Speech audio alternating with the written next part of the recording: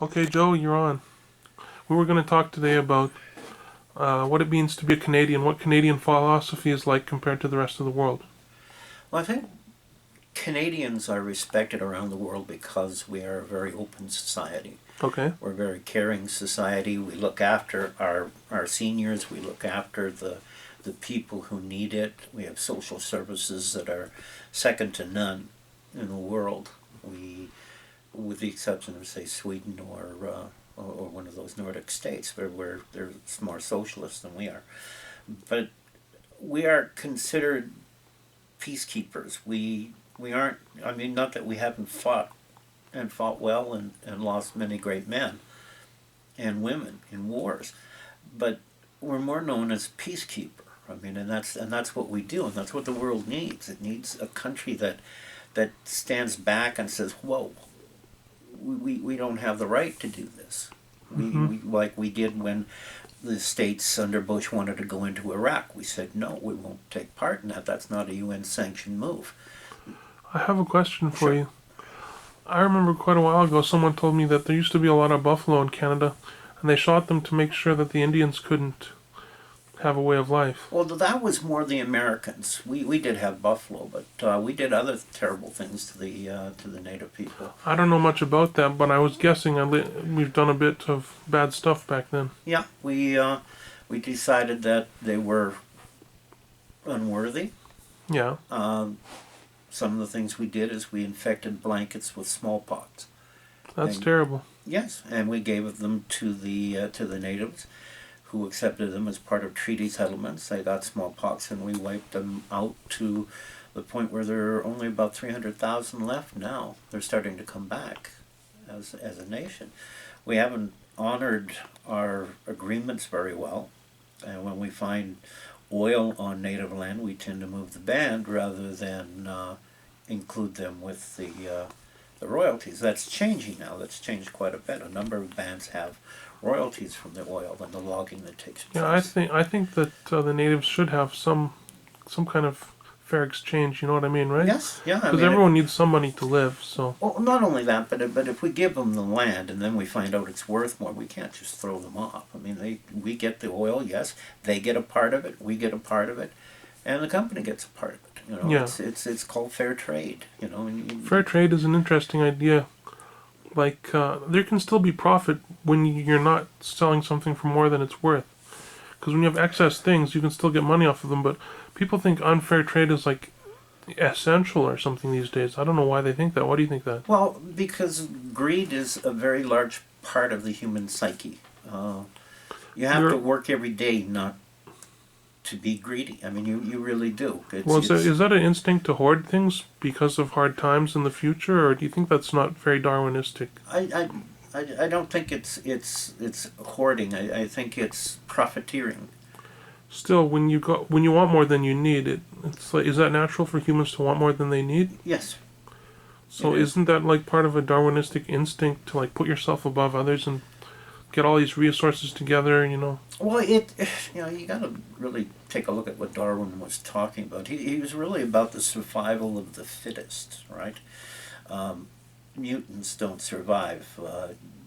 It's the fittest species Yeah. that survives, the one that can adapt to the most things. We as humans can't adapt to much. I mean, naked in a bush, you're dead in about 8 hours. You know, Mm-hmm. it's and animals live there all of the time. They're intelligent, and we don't see that. We think we're the top of the heap. Well, we treat each other like dirt. So I mean, if that's the top of the heap, it's got to be a garbage heap that we're at the top of. Yeah. I think that we were talking earlier about morality, Yeah. and people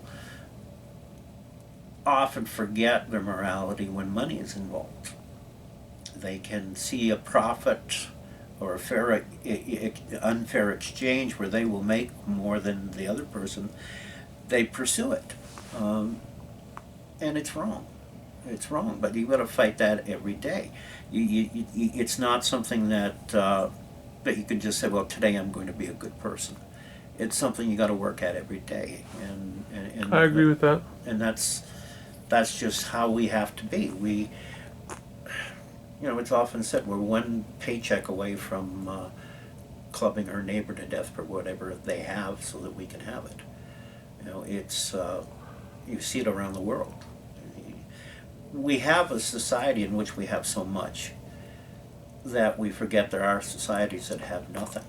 I recently posted on Isle of Philosophy forum, and I was saying how people in, like, I heard that people in third world countries have less suicide rates than people in the more fancy countries. Like, and I was thinking to myself, maybe they would kill themselves because they never had to fight for their life and they don't value it.